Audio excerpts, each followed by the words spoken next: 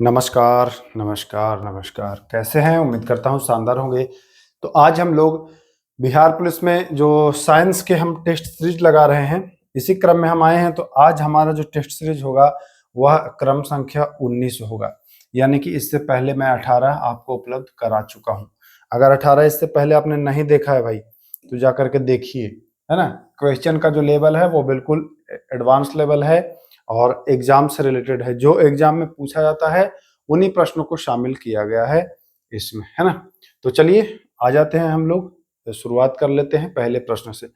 पहला प्रश्न कह रहा है, देखिए फटाफट अंदाज में हम लोग चलेंगे, बस चीजों को समझते चलेंगे। क्या है कॉन्सेप्ट? कॉन्सेप्ट क्लियर रहेगा तो आपका रिजल्ट भी क्लियर ही रहेगा। आइए, कह रहा संघनन क्या है? तो संघनन जब होता है, जब कोई वाष्प है ना? वाष्प जो है वो द्रव में परिवर्तित हो जाए। वाष्प द्रव में कब परिवर्तित होगा? वाष्प द्रव में परिवर्तित होगा जब वाष्प को आप क्या करेंगे? ठंडा करेंगे। वाष्प को आप ठंडा करके और इसको द्रव बना सकते हैं। द्रव को गर्म करेंगे तो वाष्प बनेगा, और वाष्प को ठंडा करेंगे तो द्रव बनेगा। तो गर्म करते हैं तो ये वाष्पीकरण हो जाता है, क्योंकि वाष्प बनता है। और जब ठंडा करते हैं तो वो क्या बन जाता है? वाष्प से द्रव बन जाता है, यानी कि वो हो जाता है संघनन, है ना? कोई दिक्कत नहीं, तो राइट आंसर हो जाएगा सी। ठीक, ये वाष्प का द्रव में परिवर्तित होना। उल्टा भी देगा, द्रव का वाष्प में, वो नहीं, द्रव का वाष्प नहीं बनता है, वाष्प से द्रव बनता है। ये आपको ध्यान देना है। चलिए आइए, किस नियम के अनुसार समान ताप और दाब पर सभी गैसों के निश्चित आयतन में अणुओं की संख्या समान होती है? कह रहा है कि किस ताप पर है भैया, जो सभी सभी दाब और सभी गैस के निश्चित आयतन में, जब आयतन निश्चित होता है तो इनके अणुओं की जो संख्या होती है वो समान होती है। तो अवोगाद्रो का नियम आपने सुना होगा। अवोगाद्रो का नियम जो है वह जानते हैं आप, 1 ग्राम मोल के बराबर निकाला जाता है ना। 1 ग्राम मोल में कितना होता है? तो ये राइट आंसर जो हो जाएगा वो हो जाएगा अवोगाद्रो का नियम। आइए आइए, निम्नलिखित में से कौन सा भौतिक परिवर्तन नहीं है? मैं बार बार आप लोगों को बताता हूं कि भौतिक परिवर्तन का मतलब ना कि पुनः अपनी स्थिति में आ जाए, वो होता है भौतिक। रासायनिक में जब केमिकल चेंजेस हो जाते हैं ना, तो वो फिर वापस नहीं आ पाता है सामान्य विधि से। तो देखिए, कोयला अगर आप जला देते हैं तो क्या जलने के बाद उसके डस्ट से कोयला बनेगा? तो नहीं बनेगा। तो सर ये तो रासायनिक हो गया। बर्फ को अगर, बर्फ है, ये बर्फ का टुकड़ा है, इसको अगर पिघला देते हैं, अच्छा भौतिक परिवर्तन नहीं है, यानी कि रासायनिक है। एग्जाम में भी यही गलती होता है, जो गलती अभी हम कर रहे थे। ये कह रहा है भौतिक परिवर्तन नहीं है, यानी कि रासायनिक है। तो ये तो रासायनिक हमने ढूंढ ही लिया, सॉरी ये वाला, ये तो रासायनिक हमने ढूंढ ही लिया, है ना? ये कोयला जल गया, ये बाद में अपना नहीं आएगा। पानी नमक में घोल दीजिए, फिर बन जाएगा। चलिए आगे आते हैं। किसी पदार्थ के सीधे ठोस से गैस में बदलने की प्रक्रिया क्या कहते हैं? यह प्रश्न मैं लगभग 10 बार करा चुका हूं कि डायरेक्ट ठोस से क्या बन जाता है? गैस बन जाता है। सामान्यतः नियम क्या है कि ठोस से द्रव बनता है, द्रव से गैस बनता है गर्म करके।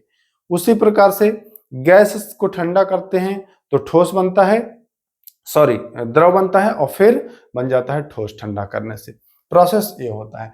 लेकिन जब डायरेक्ट डायरेक्ट ठोस गैस में बदल जाए तो ये कहलाता है ऊर्ध्वपातन। कपूर को आप गर्म करके देखिएगा, कपूर ठोस होता है, गर्म करके देखिएगा वो बिना द्रव बने गैस बन जाएगा। इसमें ऊर्ध्वपातन की प्रक्रिया होती है, या सब्लिमेशन कहते हैं इसको, वाष्पीकरण नहीं कहेंगे। आइए, कार की बैटरी में प्रयोग होने वाला अम्ल। तो कार की बैटरी में सल्फ्यूरिक अम्ल प्रयोग होता है। कौन सा अम्ल? सल्फ्यूरिक अम्ल प्रयोग होता है, H2SO4, यानी कि सल्फ्यूरिक अम्ल। जो राइट आंसर हो जाएगा वो ऑप्शन नंबर डी बिल्कुल राइट आंसर हो जाएगा। कुछ प्रश्न इजी हैं, अब आगे आप बढ़ेंगे तो धीरे धीरे प्रश्नों की जो प्रवृत्ति है वो थोड़ी थोड़ी आपको बदलेगी। नीला थोथा के नाम से जाना जाता है। देखिए, नीला थोथा, हरा थोथा आपको पढ़ना है, उजला थोथा, एक एक करके मैं सब आपको बता दूंगा। तो नीला थोथा आपको याद रखना है कॉपर सल्फेट। आपको बस इतना याद रखना है, कानी आपको याद रखिएगा। कानी याद रखिएगा तो आपको याद रह जाएगा। कानी मतलब का से कॉपर सल्फेट और नी से नीला। इतने में आप आसानी से कभी नहीं अब भूलेंगे। कानी आपको अगर याद है तो कानी मतलब कॉपर सल्फेट, नीला थोथा, बस एक याद रखिए। काम आपका चलेगा। चलिए आइए, निम्न में से किसे अनबुझा चूना कहते हैं? अनबुझा चूना का मतलब कि ये बुझा नहीं है, इसी को कहते हैं कि बिना बुझा हुआ चूना, है ना। कभी अनबुझा, कभी बिना बुझा हुआ चूना। बिना बुझा हुआ चूना का मतलब कि चूना कब बुझता है? जब उसमें आप पानी मिला देते हैं, लेकिन पानी तो यहाँ नहीं मिलाना है। अगर पानी मिलाया बुझा हुआ चूना पूछे तो CaOH2 ये बताएंगे। अगर बुझा चूना और बिना बुझा चूना तो बताएंगे कैल्शियम ऑक्साइड। जी हाँ, कैल्शियम ऑक्साइड तो ये होता है अनबुझा, मतलब ये बुझा हुआ नहीं है। अभी इसमें H लगाएंगे, है ना, हाइड्रोजन H लगेगा तो ये बुझेगा, तो ये भी आपको ध्यान देना है। तो हमको कह रहा है अनबुझा चूना, तो हम बताएंगे कि CaO कैल्शियम ऑक्साइड। आइए, निम्नलिखित में से कौन सा पदार्थ टिंडल प्रभाव दर्शाएगा? टिंडल प्रभाव कब दर्शाता है? जब प्रकाश का कण, ये मान के चलिए ये प्रकाश है ना, ये प्रकाश है, और प्रकाश के जो छोटे छोटे छोटे छोटे कण आ रहे हैं, इसी कण के बराबर, इसी कण के बराबर इन द्रवों का भी कण हो तो ये टिंडल प्रभाव दर्शाएंगे। प्रकाश के कण जो है उसी कण के बराबर अगर हो तो दर्शाएगा। तो दूध भी जो है और आपका ये तो पतला घोल नहीं होगा, स्टार्च सॉल्यूशन, ये दोनों यानी कि दूध बी और सी ये दोनों जो है ना वो टिंडल इफेक्ट दर्शाएगा। तो ऑप्शन हो जाएगा कि उपयुक्त में से एक से अधिक, तो ये भी आपको ध्यान देना है। आइए, वेल्डिंग में प्रयोग होने वाली गैसें हैं। वेल्डिंग में प्रयोग होने वाली गैसों को कहा जाता है ऑक्सी एसिटिलीन। क्या कहा जाता है? Oxy acetylene. तो ऑक्सी एसिटिलीन में देखिए क्या करना है आपको, ऑक्सीजन में से ऑक्सीजन निकाल लेना है और एसिटिलीन यहाँ है ही, तो राइट आंसर क्या हो जाएगा? Oxy acetylene. इस प्रोसेस को कहते हैं वेल्डिंग में प्रयोग होने वाली जो गैस है, क्या करता है कि दोनों धातुओं को गर्म करके जोड़ने का प्रयास करता है, और इस प्रक्रिया को ऑक्सी एसिटिलीन भी कहा जाता है। तो राइट आंसर सी हो जाएगा कि सर वेल्डिंग में प्रयोग होता है ऑक्सी एसिटिलीन। बहुत ही मतलब सामान्य, आसानी से याद कर लेंगे। चलिए, पोमोलॉजी में किसका अध्ययन किया जाता है? पोमोलॉजी में फलों का अध्ययन किया जाता है। इजी प्रश्न है, पोमोलॉजी में फलों का, फूलों का नहीं, फूलों का नहीं, पत्तियों का भी नहीं, पोमोलॉजी में फलों का अध्ययन किया जाता है। आइए, लाइकेन में एक क्लोरोफिल युक्त पार्टनर रहता है। लाइकेन आप जानते हैं कि यह सिम्बायोटिक रिलेशन का उदाहरण है, सहजीवन संबंध, है ना। लाइकेन की इसका उदाहरण है सहजीवन संबंध का। तो लाइकेन में एक क्लोरोफिल वाला इसका पार्टनर रहता है, वह होता है कवक और शैवाल का जोड़ा। किसका जोड़ा? कवक और शैवाल का जोड़ा होता है, यही होता है लाइकेन। जी हाँ, कवक और शैवाल का जोड़ा होता है क्या? लाइकेन। इजी प्रश्न है, ध्यान रखिएगा, अगर नहीं समझिएगा तो दिक्कत हो जाएगा। आइए, मधुमक्खी कॉलोनी के सदस्य एक दूसरे को किस प्रकार पहचानते हैं? देखिए, बहुत सारे लोग यहाँ पर नृत्य समझते हैं कि नृत्य से पहचानते हैं, लेकिन वास्तव में वो गंध से पहचानते हैं, स्मेल से पहचानते हैं। एक दूसरे को, अपने कॉलोनी के जो सदस्य होते हैं उनको वह गंध से ही पहचानते हैं। नृत्य करते रहते हैं, बट पहचानने की बात करें तो वह कैसे पहचानते हैं? गंध से पहचानते हैं। इस बात का आपको विशेष रूप से ध्यान देना है ना। तो आइए अब हम चलते हैं आगे। अगला प्रश्न देखिए क्या कह रहा है। अगले प्रश्न की ओर अगर हम बात करें तो आते हैं इस पे। चलिए, कोशिका का शक्ति स्रोत क्या है? इसी को घुमा घुमा के पूछता है। Powerhouse of the cell, या कोशिका का ऊर्जा घर, या कोशिका का बिजली घर, है ना।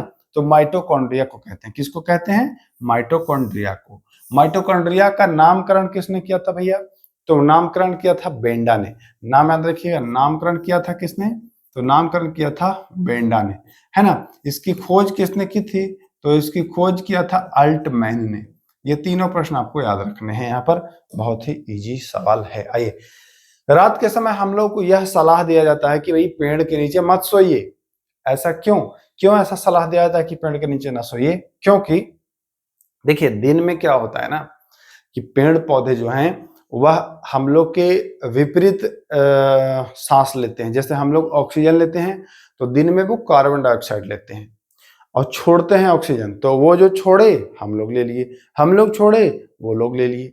रात में क्या होता है कि वो लोग भी हमें लोग के जैसा करने लगते हैं। जैसे हम लोग ऑक्सीजन लेते हैं, कार्बन डाइऑक्साइड छोड़ते हैं, वो भी ऑक्सीजन लेंगे, कार्बन डाइऑक्साइड छोड़ेंगे। तो अगर पेड़ के नीचे आप सोए हैं, वो कार्बन डाइऑक्साइड छोड़ रहा है, तो आपके लिए ऑक्सीजन की वहां पर कमी हो सकती है और उस वजह से मृत्यु भी हो सकती है। तो कार्बन डाइऑक्साइड को वो मुक्त करने लगते हैं, इसलिए वहां पर ऑक्सीजन की कमी हो सकती है और मृत्यु। ऐसा नहीं है कि कमी हो ही जाएगी, कोई जरूरी नहीं है कि कमी हो ही जाएगी, क्योंकि अगर वहां बाहरी पर्याप्त मात्रा में ऑक्सीजन आ रहा है, पेड़ कम है तो रह सकते हैं, लेकिन अगर पेड़ ज्यादा है, बाहरी नहीं आ रही है तो दिक्कत। चलिए, किसी व्यक्ति के रक्त समूह का निर्धारण कैसे किया जाता है? किसी व्यक्ति के रक्त समूह का निर्धारण कैसे किया जाता है? एंटीजन से कि एंटीबॉडी से? बताइए, एंटीजन से कि एंटीबॉडी से? यानी कि हीमोग्लोबिन की उपस्थिति से नहीं, है ना, बीसीजी से भी नहीं, आरबीसी से भी। इसका मतलब हो जाएगा कि ऑप्शन नंबर डी बिल्कुल राइट हो जाएगा। आइए, महिला सेक्स हार्मोन, देखिए ये बीपीएससी में भी पूछा गया है, फीमेल सेक्स हार्मोन के नाम से किसे जाना जाता है? फीमेल सेक्स हार्मोन के नाम से जाना जाता है। और एक प्रश्न पूछता है कि मेल सेक्स हार्मोन, तो दोनों को मैं बता देता हूं। फीमेल सेक्स हार्मोन पूछे तो बताएंगे एस्ट्रोजन। क्या बताएंगे?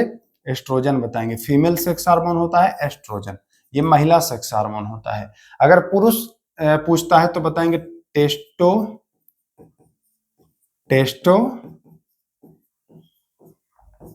टेस्टोस्टेरोन। मेल सेक्स हार्मोन ये होता है फीमेल सेक्स हार्मोन। अच्छा सवाल है, याद रखिएगा। आइए, श्वास प्रक्रिया के लिए निम्न में से कौन सा कथन सही है? श्वास प्रक्रिया के लिए कथन सही, तो कथन हमको पढ़ना पड़ेगा। ऊर्जा कभी स्रावित नहीं होती। ऊर्जा स्रावित होती है तथा एटीपी के रूप में भंडारित होती है। ऊर्जा स्रावित होती है एडीपी के रूप में।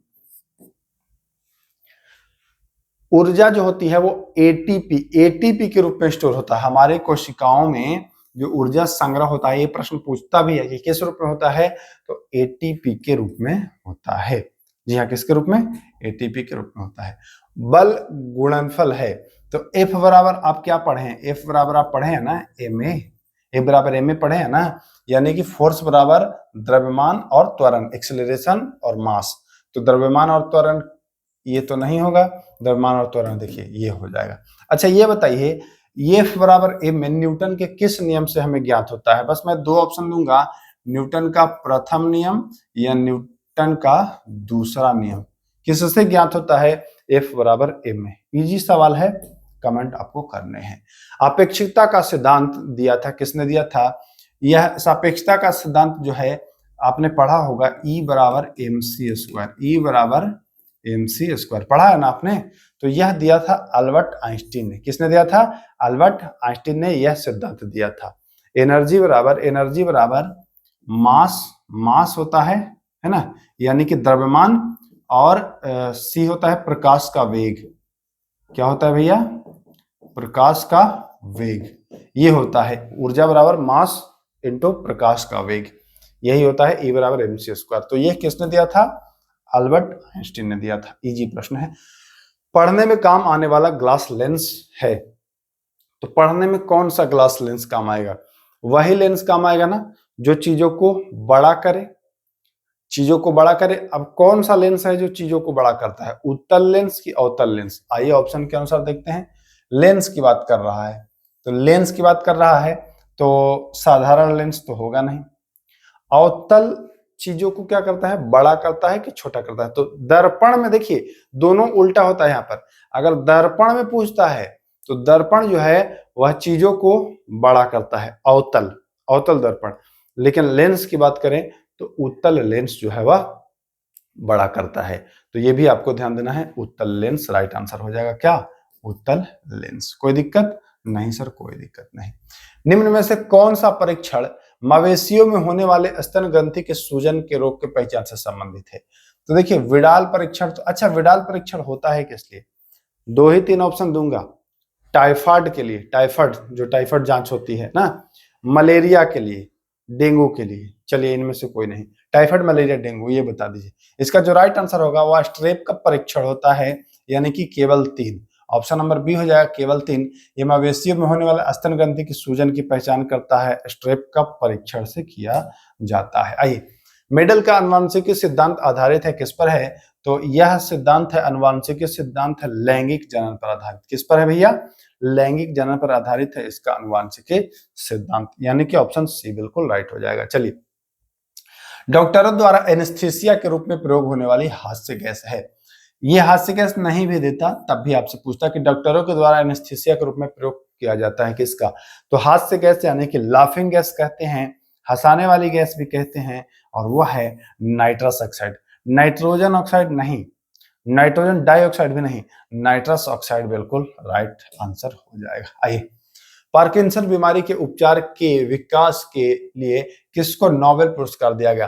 पार्किंसन डिजीज जो है इसके विकास के लिए आपको मिला है, किसको मिला है भैया? तो कोहन को नहीं मिला है, लफलिन को भी नहीं मिला है, एंडर्स को भी नहीं मिला, कार्लसन को मिला है। किसको मिला है? आर्विड कार्लसन को। तो राइट आंसर ये हो जाएगा। आइए, लाइकेन किस वायु प्रदूषक के प्रति संवेदनशील होते हैं? लाइकेन को प्राकृतिक इंडिकेटर या प्राकृतिक सूचक भी कहते हैं। ये ज्यादा जहां प्रदूषण होता है वहां उगते ही नहीं है, तो जहां उगते हैं तो ये समझा जाता है कि यहाँ प्रदूषण नहीं है, तो वह सल्फर डाइऑक्साइड के प्रति संवेदनशील होते हैं। किसके प्रति? सल्फर डाइऑक्साइड के प्रति जो है वह संवेदनशील होते हैं। तो मैं उम्मीद करता हूं जो भी प्रश्न थे आपने देखा और सबको आप नोट भी कर रहे होंगे, क्योंकि नोट करेंगे तो चीजें आपको लंबे समय तक याद रहेंगी। तो चलिए, बस इतना ही था आज की वीडियो में। फिर मिलेंगे। नमस्कार, जय हिंद।